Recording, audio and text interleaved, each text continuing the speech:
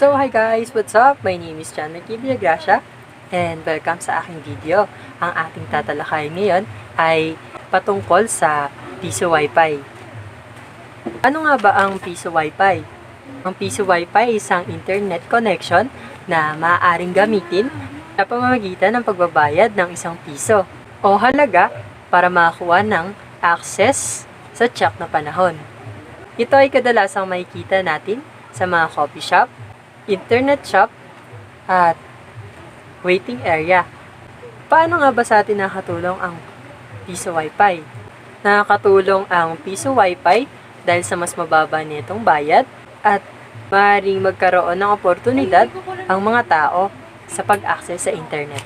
Ito ba ay mahalaga sa Pilipinas?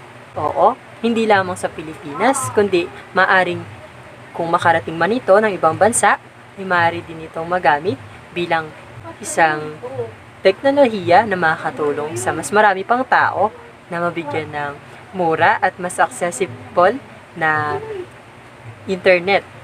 Maaari din ito makatulong sa pag-access sa mga impormasyon, sa trabaho at sa edukasyon.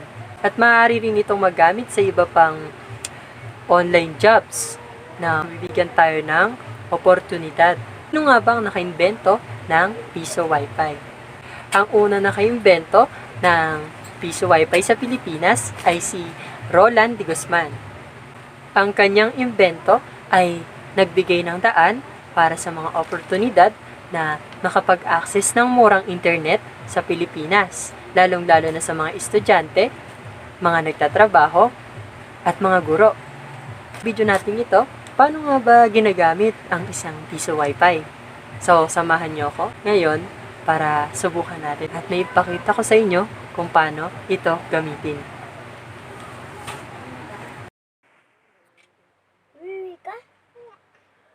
Sa pag-connect sa piso Wi-Fi ay gagamitin ko ang cellphone ng aking kapatid.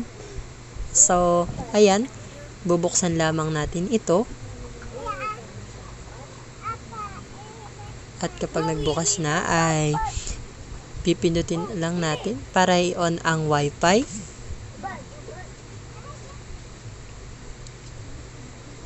Ayan, Wi-Fi, pindutin lang natin and then check natin yung access. Pipindutin natin yung pangalan ng piso Wi-Fi na malapit sa atin.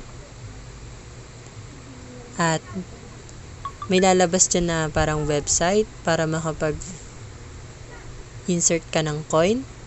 And then sa pag-connect nyan, pipindutin mo lang yung insert coin mamaya. So ayan, pina-check ko na muna sa kapatid ko. At insert lang natin. Pindutin lang natin yung insert coin. Ayan, nakalagay insert coin.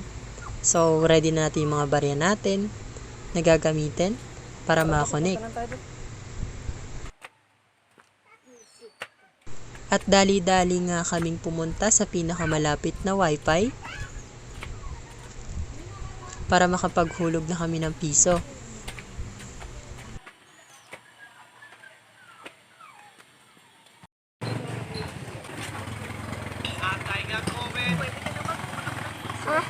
Okay.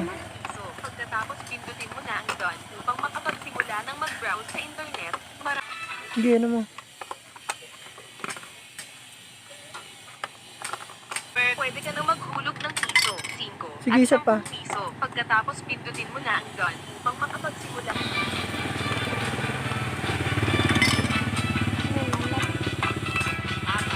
Hulog ng piso, 5, Sige pa. piso. Pagkatapos pindutin mo na ang done upang makapagsimula.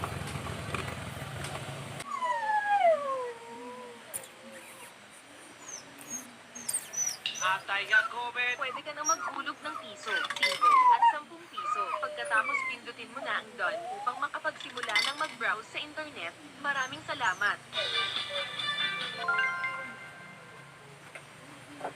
Okay na. Okay na, Chi.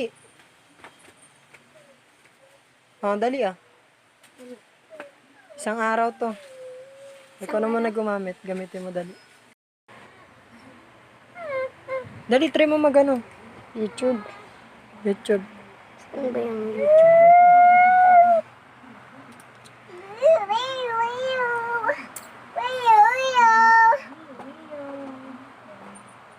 Kahit ano. Ano?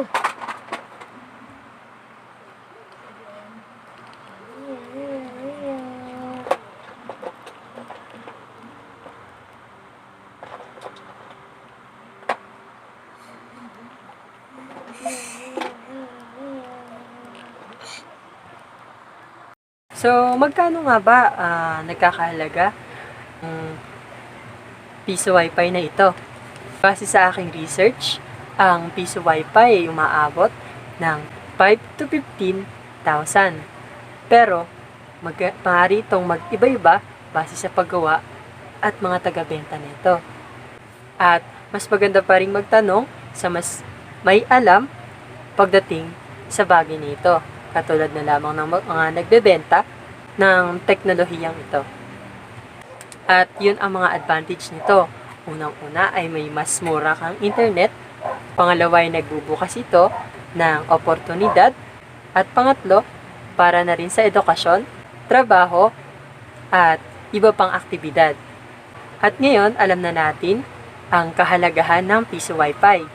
Dahil sa bagay nito ay laking ginhawa para sa mga taong walang access sa internet o walang access pagdating sa bahay. Katulad ko, nabibigyan ako ng pagkakataon para makapag-access dahil ginagamit ko din ito sa mga ilang pangangailangan sa bahay tulad na lamang ng mga pag-search ng mga impormasyon sa iba't ibang websites at mga pag-aaral pagdating sa mga bagay-bagay. So, yun lamang po. Maraming salamat sa panonood. Paalam!